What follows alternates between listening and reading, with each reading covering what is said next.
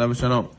So he says how there was a time where he was in his Jerusalem neighborhood one time, and there was loud music, and everybody was coming out of their house like a magnet. So the rabbi was also interested, so he went to see what all the hullabaloo is about. So he went in and he saw in the street how the police had to close the vehicles, would close it off the vehicles, to block the street, nobody could come in. And there was lines of young boys with flaming torches. They were followed by a slow-moving canopy. You saw somebody carrying a canopy. And what were they doing? Achnasat Sefer Torah. It was someone holding a Sefer Torah, and everybody was celebrating the Achnasa. So he said, what is there? What are they celebrating? What did we ask? If we would ask the Torah, where do you want to be put? In a box? They would say, no, I don't want to be put inside a box. Like, imagine you come and you're carrying, some fancy jewelry, or you're coming carrying a guest. You came from a faraway place, and we're celebrating. He came, and where are we putting him? Oh, here, come. Now we brought you here to do what? What are we going to do now? We're going to put you in the closet. That's what we're doing to you. We're going to put you in the closet. You're going to stay here till tomorrow. We're going to come open you, maybe in 2 days we'll come open you. What a celebration. You ask the Torah, you agree with what we're doing? They're going to put me in a box. What is all this celebration about? So he says, we have to realize there is a reason to celebrate. Why? Because if we're not taking the Torah into a box, that's not the Achnasat Sefer Torah. The Achnasat Sefer Torah is saying we're taking the Torah into our life.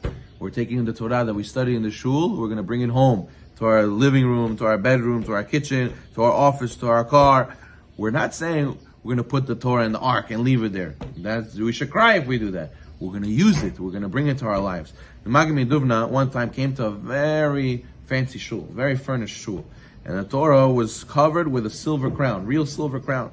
And the ark was covered with a beautiful parochet. So he says, wow, what an honor they give it to the Torah over here in this synagogue. But he also saw how people were not careful to do mitzvot. This guy did this wrong, that wrong. He saw how they're not on the level of what the shul represented. So he stepped up to the bima and he said mashal. What is the mashal he said? He says, there was once a king who had two lovely daughters, Sarah and Rivka. And he wanted to find husbands for his daughters. So a prince from another land asked for Sarah's hand in marriage. So they came to the royal palace and he showered Sarah with gifts and beautiful jewelry, anything a woman would imagine. So the king was so pleased. He said, wow, look how many gifts he gives her now. He's going to take care of her. He's going to be a good husband. He's going to make my daughter happy. So then what? 2 weeks after the wedding, the prince took Sarah back to his own country. So now it was Rivka's turn, now his other daughter. So she said, no prince for me. I don't want a prince. Why? I don't need all these gifts. I don't want these gifts. I want someone with Torah. That's what's most important. So the king said, listen, you sure? I have this prince, that prince. He's bagate. He's very knowledgeable. No, Torah. I want. If he has Torah, yes. If no, no. So then the father, king, said, okay, no problem. So who did he find? He found a regular, simple guy, not a prince. But he was a learned guy, very, very learned person, knew a lot of Torah. And they also left, they left, she got married, she left. A few years passed, the king and queen said, let's go visit our daughters, let's go see Domot, let's go see what they're up to. And they sent telegrams saying, we're going to go and visit. So they went on their private, transportation, they got there, and they came to the prince. What a welcome. All the schools were closed. All the children in the city was lined up. Everybody came to grace the king's presence. And red carpet came out. And they saw their daughter in a beautiful dress. After the ceremony, they went to the young couple's palace. And everything was beautiful in the palace. A beautiful, beautiful place. And then showing them around, Sarah went quickly to her father, grabbed her father's hands. She said, come with me to this room. Quickly, she went to the room. She started crying, talking to her father privately. He said, what happened? He said, Abba, I'm miserable here. Please take me home. He says, what? What do you mean? But look at all this gold. Look at all these gifts he gave you. Look at all these servants. Look at what a house you live in. He says, did I marry gold? What? I am married to the wall? Or I'm married to these servants? I don't have a husband. Whatever I say, he does the opposite. He makes me suffer. He makes me feel awful. So afterwards, the king left and he says, okay, I'll take care of it. Don't worry. I'm very happy you told me. He went back home and he went to go visit his other daughter. Now he's more nervous. I want to make sure how's she doing. They got there. They got into a little wagon. There was no people waiting for them. They had to go take a little dinky wagon all the way to where the daughter lived. And they told the taxi driver, take us to here. You want to go visit Rivka and learn the guy? That's where you're going? The king? That's where you're going? He didn't know it's his daughter, but that's where you're going? So he said, yeah, he goes there. He drops him off in a poor neighborhood. She lives in a little shabby house. Rivka comes out to address them like her face is glowing.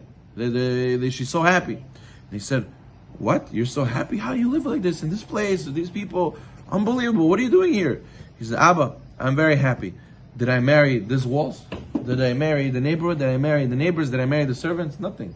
I have a husband. That's all that matters. I have a husband. I'm happy. All the silver and the gold will not be worth to what I have. Priceless that I have as a husband. The Magmi Midovna says, sometimes Hashem comes to a big beautiful shul and he says to the Torah, look what a beautiful crown you have they gave you. Look what a beautiful parochet. Look what beautiful chairs. Look what beautiful wall they gave you. To the Torah, he says, this Torah is like his daughter. See, look what they give you, beautiful gifts. And what does the Torah say? I want to run away from here. I don't want all this. You think I'm married to the wall? I'm married to the chairs? I didn't marry to the chairs. I want people to study me. I want people to be connected to me. I want a husband. And what? And you'll go to a different shul. That's a dinky little shul. And the Torah is very happy over there. And he says, why? Look what kind of shul they put you in. Look, they can barely afford it. It's okay. Every day they come, they open the Torah and they study and they love the Torah. I'm happy here. You think I'm married to the walls? I'm not married to the walls. I'm married to the people.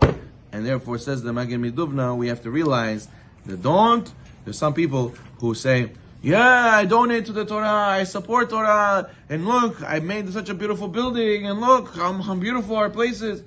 That's just the outside. That's just like you give your wife gifts, but you don't spend time with her. We should look to make the Torah happy by not just donating to it, by opening it, studying, and spending time with the Torah. Baruch Adonai Olam, amen.